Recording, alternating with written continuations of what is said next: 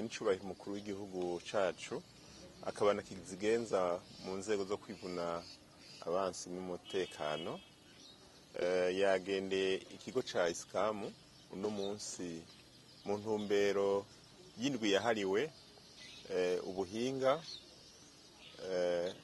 hamwe imico kama n'inkino vyateguwe muri iki kigo bizosozerwa ndetse ni yemezwa ry'imikangara izobirangije amashuri hamwe n'iyindi iheruka kwinjira izoba yemererwa burundu yuko ishobora kubandanya yiga muri iki kigo ca kaminuza mu ntara miheto. Ubu rero no munsi icigwa Nyenicubahiro mukuru w'igihugu yari yaje gutanga ngaha ni icigwa cari kijanye n'umwibutsa uhambaye bavuga bati uca mu kibira utazi ukaca uca inkoni utazi nk'uko bisanzwe rero vyifashe bimeze ngaha mu kigo c'abasirikare kaminuza mu ntwazangabo hakigwa abantu baba bavuye hanze bakuriye hirya no hino mu mico n'ingendo zitaba zisanzwe novuga zimeze nk'izo mu gisirikare. Uje rero ngaha barakwereka amategeko ugenderako bakakwigisha n'ingene umaze gusohoka uzoba intwari ukagezwa mu mabanga y'ukurongora abandi.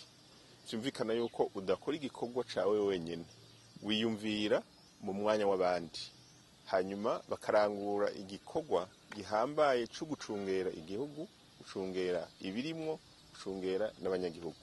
Nibanga n'umuhamagaro mu rurimi rw'igifaransa bita vocation. Ni impano usanga idafise rero bose. Vyumvikana yuko rero umuntu iyo hashitse hariho ibintu ategerezwa gukuramwo guheba muri kamere kiwe agaheba akihebera igihugu.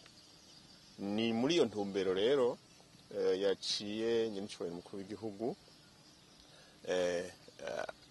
ashimikira cane cane ku bijanye no gukomeza umuryango kuko twese dufise iyo tuva aha na nyene n'umuryango kuko abantu benshi bagomba gusambura canke kugirira nabi igihugu bahera ku muryango mu miryango.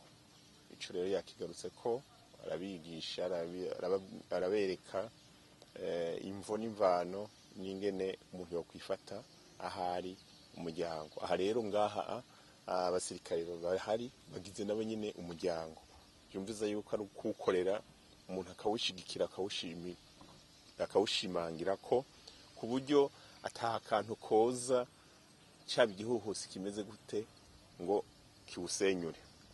Ikindi yabibukije yagarutse ko nikijanye n'akaranga umusirikare ibi vyamagwa twambaye hari ikintu nabo nyene yaberetse yabibukije ntibari banakizi mugabo burya iyo ufise ikintu wambaye ni ngombwa uronse umuntu akikwibutsa akakikwigisha. Nyenicubahiro umukuru w'igihugu rero yakigarutse ko ni iki kiri ku nkofero intare. Abasirikare ni intare bafise co kimwe bateza kugira umutima umwe n'intare bakagamburuka bakongera bakaba nko nk'intare.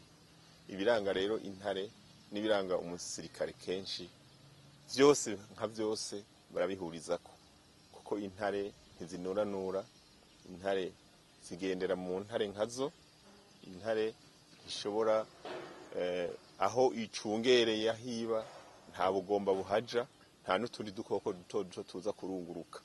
Ivyo vyose yabigarutse arabibibutsa kandi ikiganiro kikaba cagiye genze neza cane gose akaba mbere yabemereye yuko mu kwezi kwa gatandatu azosubira kuza kuremesha ikindi kiganiro kijanye n'intahe y'ukwikukira kuko murazi yuko gisirikare arico novuga nkingi shimikiro y'intahe y'ukwikukira.